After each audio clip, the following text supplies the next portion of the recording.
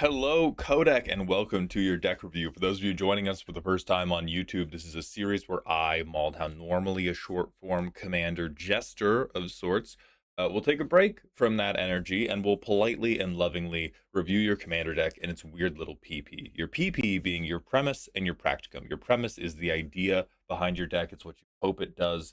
For this deck, it is a Henzi Persist combo deck, which is very strange. And your practicum's the stuff in the 99. It's what goes wrong when you actually play. So we're going to spend a little bit of time, maybe a medium amount of time for you, talking about your idea, whether or not it is achievable in the bracket you want to play in, and then we'll take a look at how we're currently executing it and how we could execute better. So from an idea standpoint, I am a combo hater. As I said in the intro, I'm going to try to do my best to put my personal bias aside. So we have a 3-card combo that cannot be found via our command zone that we're playing in bracket 2. We said it runs really well, tends to win often, but the times it doesn't win are the turns where someone wins right before me. I can't decide what to change about the deck to make it unstoppable. Number one, you don't want an unstoppable deck. It's I'm not even trying, or no, I guess I am kind of trying to genie wish you. It's like the cool runnings thing of if you're not enough before you cross the finish line, winning won't change it. Maybe it's not that, but what it is if you're truly if you have an unstoppable bracket 2 deck, you're a pub stomper. This is not an end point you want. You can want endpoints like inevitable, right? If the game goes long enough, I will always be the one who wins. And then your challenge is, how do I make the game go long enough? But quite frankly, infinite persist loops are already pretty juiced even for bracket 2. And so I think if we do a lot to make it better, we very quickly get to the point where it's like, yeah, I have an 80% win rate bracket 2 deck, and that's a bad thing. Um Now we've kept the deck inside bracket 2 and not put it up to bracket 3 because it was just less enjoyable in a bracket 3 setting. That makes sense to me. I think what we have here, you have a bracket 3 idea for your 99 that does not work with your commander at all. And so I can see why the rails would begin to come off when you're playing with other decks that have likely 99s that are as structured as your 99, but their commander does something. And like Henzi's really, really cool. Henzi does a whole lot. The closest thing he does to helping with this combo is he makes your creatures cantrip, but we still have to pay full cost for the creatures. So as like command zone benefits go, that's really, really far away. Um, So all that said, I've putted around with certain areas of the deck, like the removal from creatures or the more aggro parts of the deck that deal with damage and combat damage, but it still seems to fall short in the desperate moments. I put some of those cards in my sideboards. You can see my thought process. Uh, yeah, the answer for basically every combo deck is I abandon things like Gold Lust Triad and I play every legal tutor available to me. Right, even if we have to keep it limited to creatures, let's do OTAG tutor type creature commander Jund. Okay, well some of these are going to be lands. Maybe it has to be tutor any. Yeah, tutor any. Um, so if you can get stuff back from graveyards, Violent Tumor's great. Same goes for Gravebreaker Lamia. Lagermost probably isn't that good for you. Uh, the DC works. Varagoth works. Grim's Servant probably doesn't work unless we have 1-drops that are working as part of this plan. But it's right, like we're playing Professional Facebreaker. Um, we're playing Facebreaker, we're playing Gnawbone. These all do great things. They even do great things for Henzi. Our entire deck hinges on find 3 cards, play 3 cards, I win.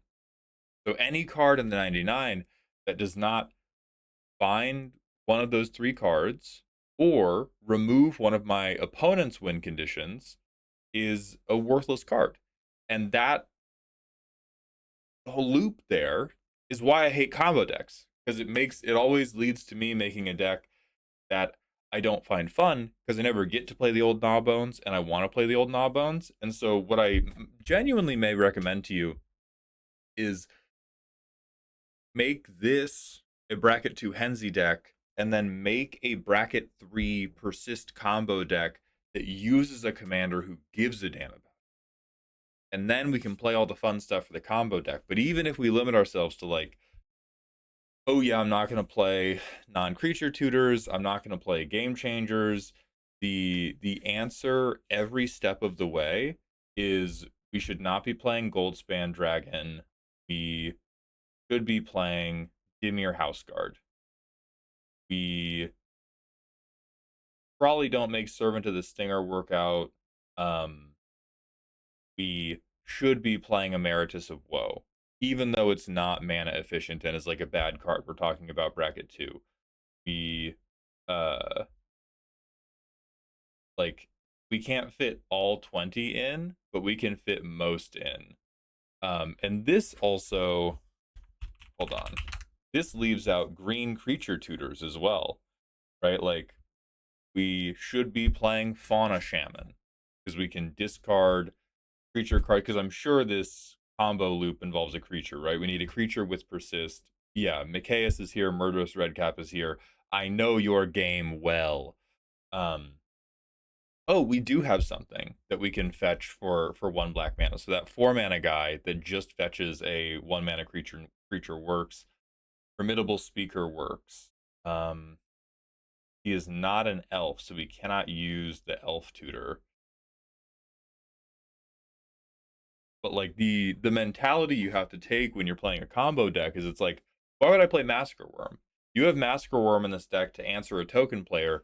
Your answer to everybody should be, I am going to assemble my combo before you reach lethal. It should not be, oh, I'm gonna play this like useful 6 mana creature that will slow you down a little bit and give me more time to draw into my combo eventually. No, it's just like I'll play the thing that goes and gets me the combo piece right away. Uh that's Spider Hero. That's Dragon.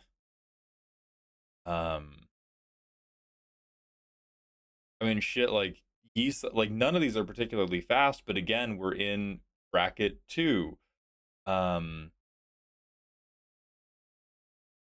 you could do Yisan if we have any 2 mana things that are important to the combo. I don't see them right now, so I'm just giving it a quick little scroll through.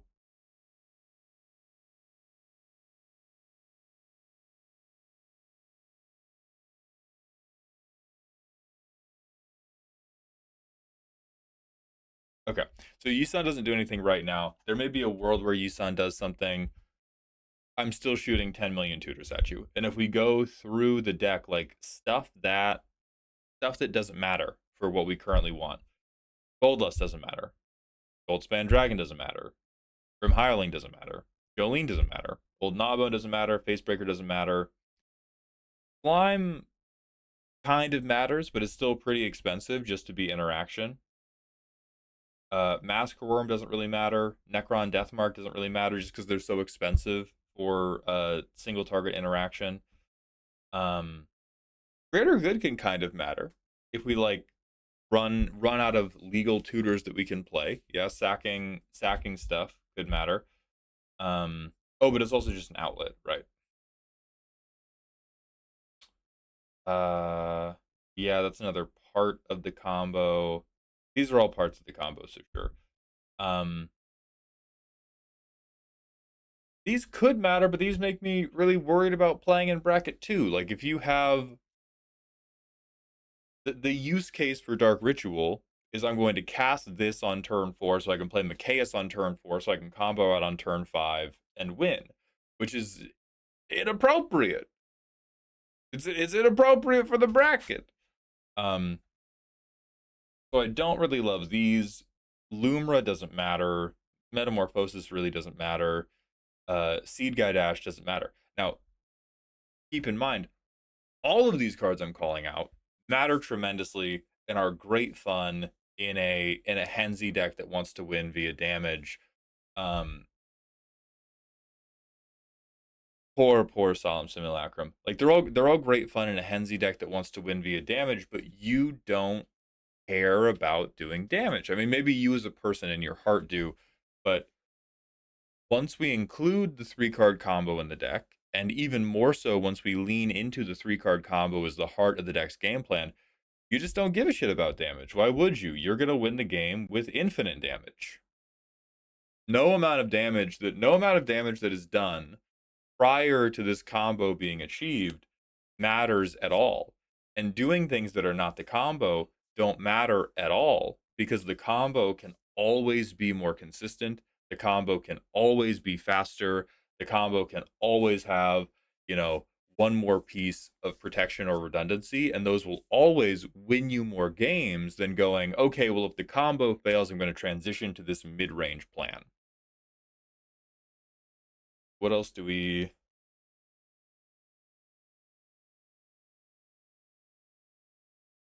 Yeah, like Artisan of Kozilek, we would just play Reanimate, right? Why are we casting? Why would we cast the 9-mana version of a 1-mana spell type thing? Um, Cheerful Osteomancer, there's just another card that could do this. Um, Bringer of the Last Gift. This is another like hell yeah for a broad Henzi deck. Um, Eternal Witness could work. Maybe Grave Researcher could work. Junji and Living Death were kind of having a laugh. I think Squirming, Emergent, Stitch Together, Reanimate, these all work. Victimize, these all work. Bayonet. Oh, okay, so this is like peak doesn't matter. This is like peak, like these are all great for classical Hensi and are nothing for I have a Jund combo in my 99 because why on earth would I want to deal 15 damage or 13 damage to everybody when I could deal infinite damage to everybody? If we can answer that question, I will be happier because then it means I can play combos. But that is the core friction that always stops me from playing a combo deck. Because it's like, if I wanted the mid-range part of this deck to work better, I would take away the parts that combo. And if I wanted the combo parts to work better, I would take away the parts that do like mid-range value things. There's a reason when we see this taken to its natural endpoint in CEDH, mid-range decks, right? Like every deck is winning, or almost every deck in CEDH is winning through some kind of combo, but even the mid-range players, most of their mid-range advantage is me get more card. Get more card, do more combo, counterspell your combo, more time, good, yes. No die, me win. Because mid-range draw card. Versus trying to throw around these like medium to large parts of damage, they all pale in comparison to infinite damage, infinite bacon. And then as far as card draw goes, like card draw is good. Archon of Cruelty, Bells Lock, like Harvespect's Midnight Reaper, not so much because we don't care about having a lot of cards over the course of the game. We care about assembling the 3 right cards as quickly as possible. So quite frankly, I think if you make the changes, yeah, right. Like we're on 4 tutors right now. You probably have 20 to 25 that are playable, even with your creature restriction. Okay, I think that's kind of an exaggeration. You probably have like 15. Probably have like 15 that are playable on the spot. Like Magus of the Order, sure. I ramp on turn 1, I play Henzi on turn 2, I play this on turn 3, stack Henzi to get Mikaeus to the field turn 4, and then I'm very, very close to being able to combo off. Um, this is Elf card. I don't think Mikaeus is big enough to. I'm going to try to avoid going down all the different combo lines. It is enough to say you have 15-ish tutors that you are sleeping on. And the combo would become more reliable, and the deck would probably come to a degree more unstoppable if we put all these in.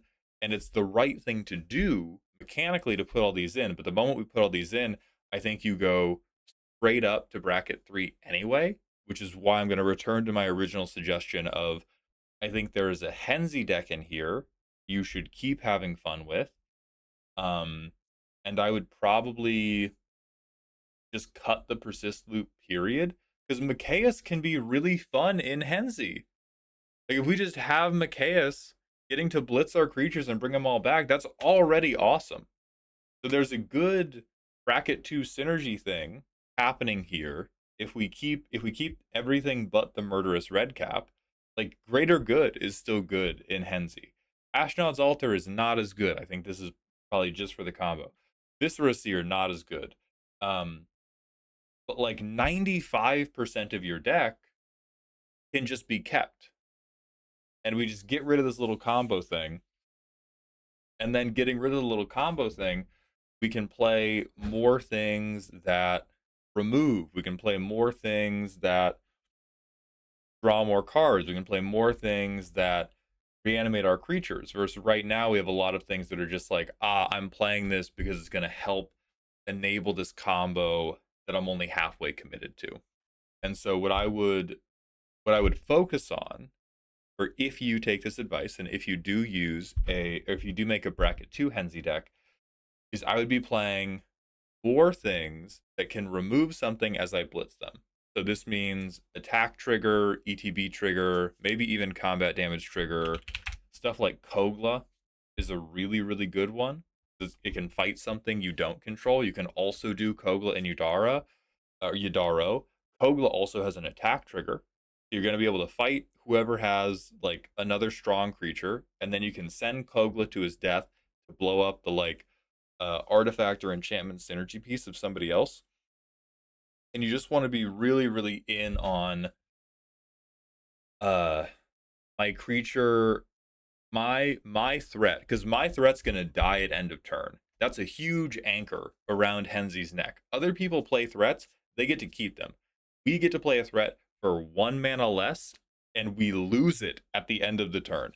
So when we play our threats usually need to answer their threats, cheat its own death somehow, or just provide such a crazy amount of advantage that we don't give a fuck. So like Acidic Slime, good. Old Gnawbone, good. I don't love Grim Hireling. I don't love Jolene. I don't love Gold Lust Tried, and I don't love Gold Span Dragon. Like these are all things where, mm, actually, I like Gold Lust Triad. That's probably the only one I still like. Um, Gold Span is a close second, but this is only going to make 1 treasure if we blitz it. This will probably make 3. And Grim Hireling and Jolene, these are like 4 mana cards we would want to hard cast, not blitz. I'm okay with doing that for a 3 mana card. 4 mana, we really begin to fall behind the curve. I'm also okay with Old Gnawbone because again, that makes so many treasures that we can begin hard casting the stuff we were gonna blitz. But we're just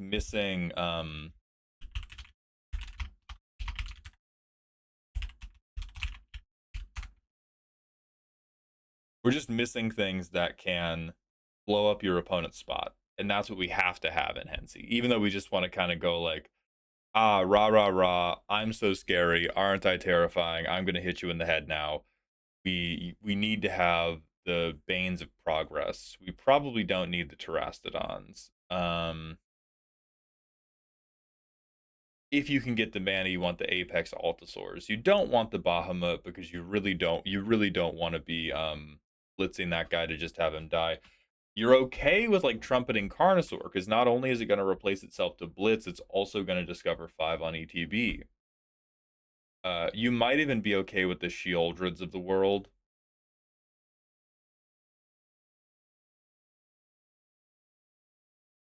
Silverback Elder is just a crazy good card. You would never blitz this guy. You would probably play him anyway, just because he's so fucked up and evil.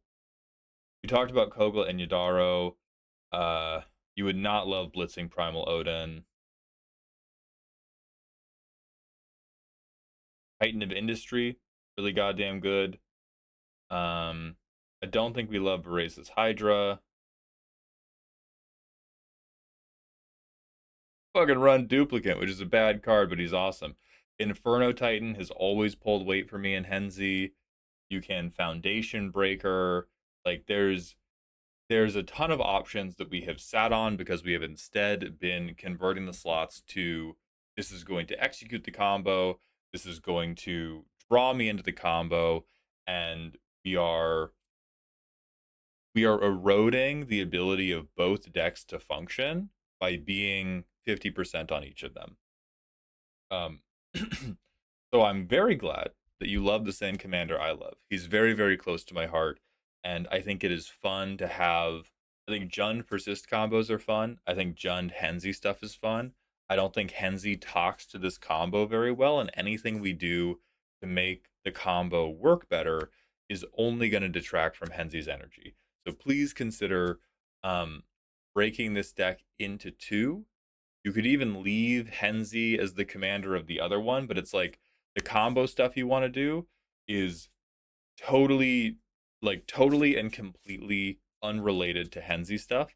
And everything that makes it better is I run more things that tutor, I run more things that draw, I run more things that recur, I run more things that make the combo happen faster. Um, so with all that said, I wish you the very best. Thank you for the submission. I do hope this helps.